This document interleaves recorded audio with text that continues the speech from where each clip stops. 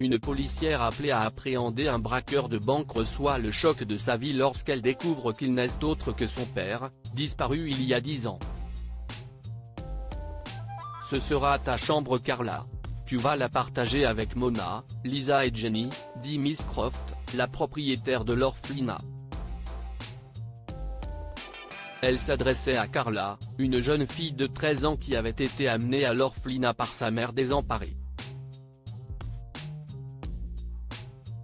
J'ai besoin que vous vous occupiez d'elle, avait dit Zoé, la mère de la fille, à Miss Croft, les larmes aux yeux. Vous ne devriez pas le faire vous-même ? A demandé Croft à la femme avec un regard terne. Je le veux, je vous assure, mais je ne peux pas. Je viens de déposer le bilan et je n'ai aucun moyen de survivre. Je souhaite que vous la preniez en charge pendant que j'essaie de me débrouiller, si est tout, lui dit tristement Zoé.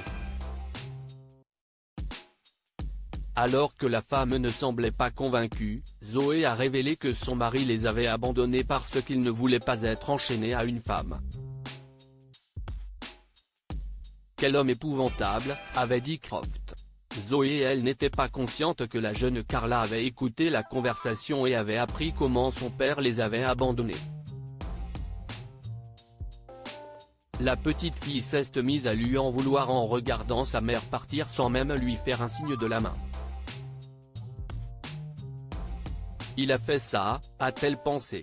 Il nous a abandonnés et maintenant maman m'a abandonné. Zoé a promis de revenir chercher Carla après un certain temps, mais un mois est devenu une année, et une année s'est transformée en plusieurs sans un mot de la femme. Croft a élevé Carla avec une grande morale, et la jeune fille s'est épanouie. À l'école, elle avait de bonnes notes, et socialement, elle était l'un des enfants les plus appréciés de l'orphelinat. Depuis l'enfance, Carla rêvait de devenir policière, et lorsqu'elle a eu l'âge requis pour cette fonction, elle s'y est consacrée. Comme pour tout ce qu'elle entreprenait, Carla a réussi, obtenant une bourse qui couvrait ses frais de scolarité pendant toute la durée de son séjour à l'académie de police, où elle a finalement obtenu son diplôme avec les honneurs.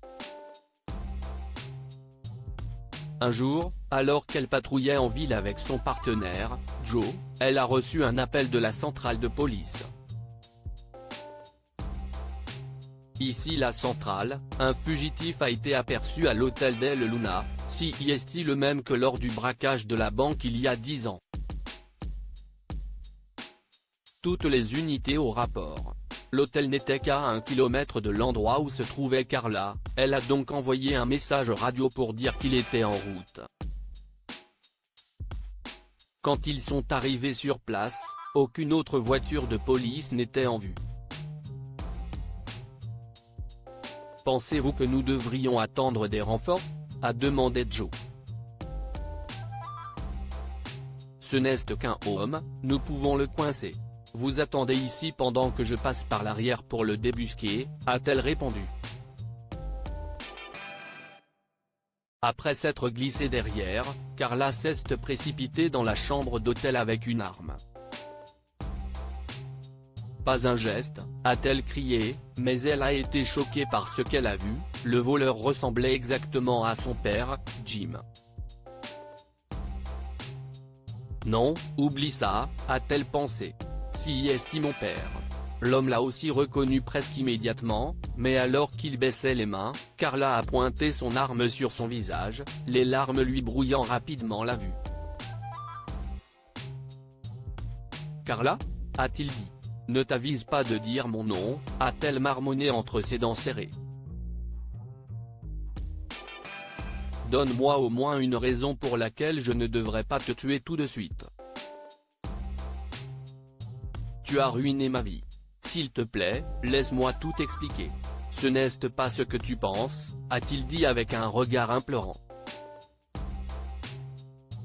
Elle acquiesça, et il se lança dans son histoire. Il a dit que lorsqu'elle avait 13 ans, ils étaient au bord de la misère. Il avait 2 emplois, mais sa femme gaspillait l'argent pour elle-même. Elle achetait beaucoup de vêtements et de bijoux, et parfois cela épuisait leurs économies, si bien qu'ils n'avaient plus d'argent pour aller au supermarché et acheter de la nourriture. Il savait que Carla rêvait de devenir policière, et il voulait que son rêve se réalise, mais il savait aussi qu'il n'aurait pas les moyens de l'envoyer à l'université. C'est pourquoi il a élaboré un plan avec sa femme. Il devait cambrioler une petite banque et remettre 70% de l'argent à sa femme afin qu'elle et Carla puissent mener une vie aisée et que Carla puisse étudier à l'école de police. 30% de l'argent aurait dû lui revenir. Il devait le prendre et se cacher pendant des années, puis revenir vers eux lorsque la situation se serait calmée. Les choses s'étaient déroulées comme prévu, mais sa femme l'a berné.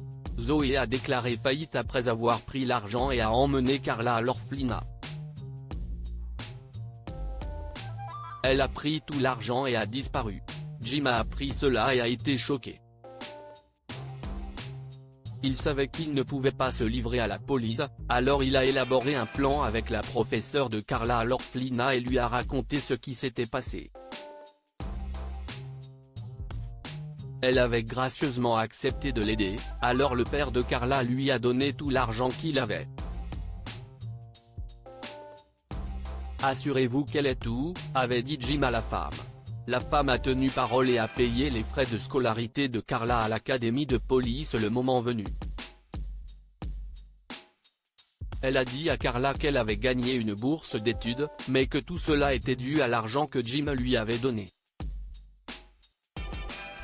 Carla ne croyait pas ses oreilles. Toutes ces années, elle avait cru que son père les avait trahis, elle et sa mère, alors qu'en réalité, c'était l'inverse qui s'était produit.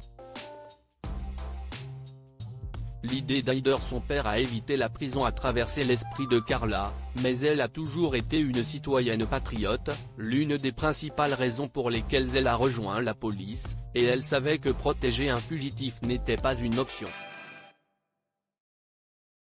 Cependant, elle a essayé d'aider son père à obtenir une peine plus clémente. Elle s'est assurée de rendre visite à son père en prison autant qu'elle le pouvait. Et quand il a fini par sortir, ils se sont retrouvés et ont recommencé à vivre ensemble. Sa mère n'a jamais été retrouvée, mais Carla était d'accord pour ne plus jamais la rencontrer. Elle était satisfaite de savoir que son père était vivant, en bonne santé et à ses côtés. Quoi avons-nous appris de cette histoire? La cupidité ruine tout. Zoé a trahi sa propre famille à cause de son avidité pour l'argent, et cela a failli ruiner la famille. Heureusement, Carla et son père ont pu survivre et s'offrir une vie meilleure. La cupidité doit être évitée par tous les moyens. Écoutez d'abord avant d'agir.